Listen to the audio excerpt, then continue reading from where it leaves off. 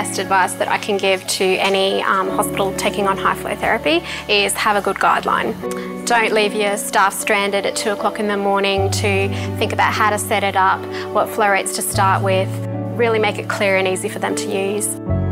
The best thing is basically the effect that it has on the patients. I think ultimately that's why we're all here in the hospital, because we just want our patients to have a good outcome. High flow is a respiratory system that delivers heated and humidified air blended with oxygen at the rate that meets the inspiratory demand of the patient.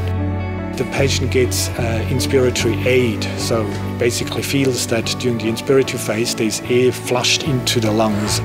Providing that additional flow, it does take the load off, and we know that they're going to be having that positive pressure to help recruit collapsed alveoli, which enables better gas exchange, so we have a lot less oxygen requirement in those babies.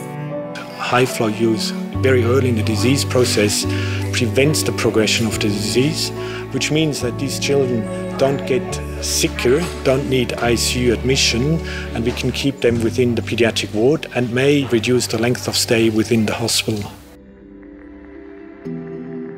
It is also important that the hospital has an integrated approach in the use of high flow, that the high flow use is protocolized and similar used from ED to the ward as well in ICU.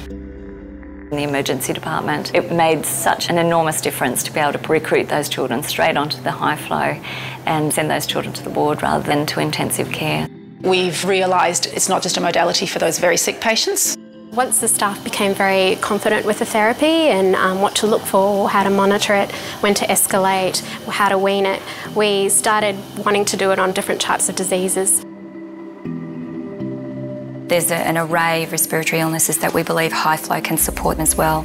In infants less than 12 months, we use 2 litres per kilogram per minute, particularly in the group of infants with bronchiolitis.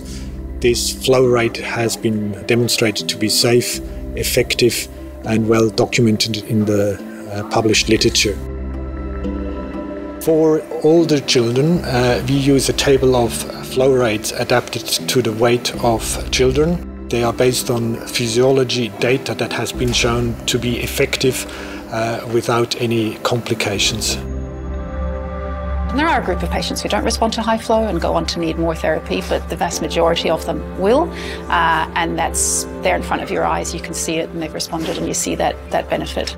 You measure the heart rate, you measure the respiratory rate, and you would expect within the first 1 or 2 hours that the heart and the respiratory rates are decreasing as a response to the treatment.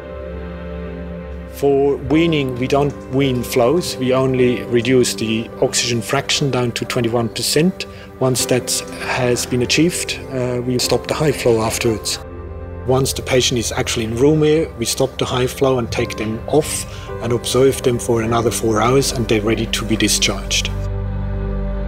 Feeding on high flow is still a topic that leads to lots of discussion and needs further research.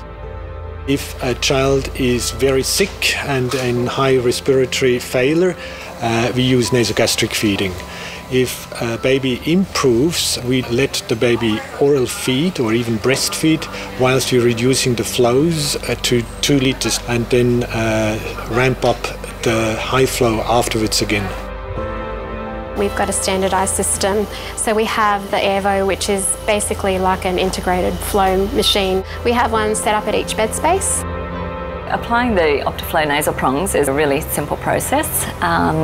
They're nice and soft and they have a detachable wiggle pad.